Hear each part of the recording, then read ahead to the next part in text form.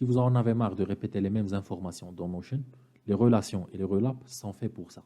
Dans cette vidéo, je vous montre comment lier vos bases de données et faire des automatisations pour ne pas perdre du temps. C'est simple, mais ça fait toute la différence. Je suis Anas, j'aide les entrepreneurs et les particuliers à s'organiser avec des systèmes simples et des templates Notion sur mesure pour mettre fin au chaos professionnel, alléger votre quotidien et vous dégager du temps pour l'essentiel. Maintenant que vous avez compris les bases des bases de données dans Notion, il est temps de passer à une fonctionnalité vraiment puissante, les relations. Une relation dans Notion vous permet de lier deux bases de données entre elles. C'est un peu comme une connexion entre différentes tables de données. Par exemple, imaginez que vous avez une base de données de projet et une autre base de données des tâches. Une tâche est liée à un projet spécifique, mais vous ne voulez pas entrer les mêmes informations dans les deux bases de données à chaque fois. Les relations vous permettent donc de connecter les éléments d'une base de données à ceux d'une autre, de manière fluide et sans répéter les informations. Cela vous aide à éviter les redondances et à garder tout organisé de manière centralisée. Comment créer une relation? C'est simple. Vous ajoutez une colonne dans l'une des bases de données, puis sélectionnez Relation comme type de colonne. Ensuite, vous choisissez la base de données alliée. C'est aussi simple que ça. Maintenant que vous avez relié vos bases de données, voici la fonctionnalité complémentaire qui fait toute la différence. Les rollups. Les rollups vous permettant de synthétiser et d'agréger les données liées. Par exemple, si vous avez une base de données de tâches liées à des projets, vous pouvez utiliser un rollup pour afficher le nombre de tâches terminées dans chaque projet.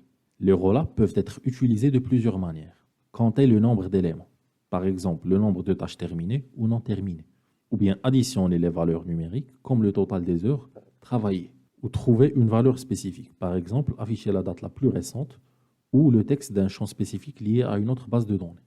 Les rollups sont très puissants car ils vous permettent d'obtenir rapidement des informations importantes provenant de bases de données liées, sans avoir à entrer des données manuellement dans plusieurs endroits.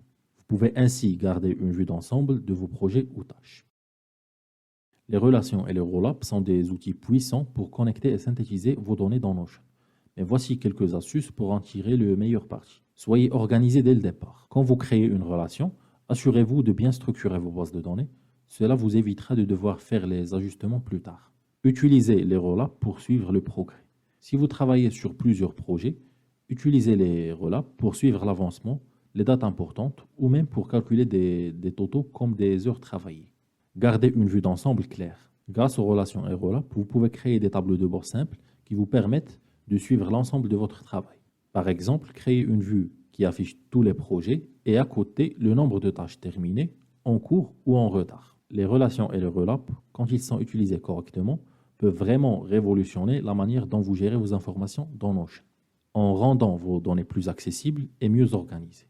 Dans la prochaine vidéo, on abordera les vues et filtres qui vous permettront d'afficher vos données exactement quand vous en avez besoin pour une gestion encore plus efficace. Vous êtes maintenant prêt à connecter vos informations et faire des automatisations avec les relations et les rollups.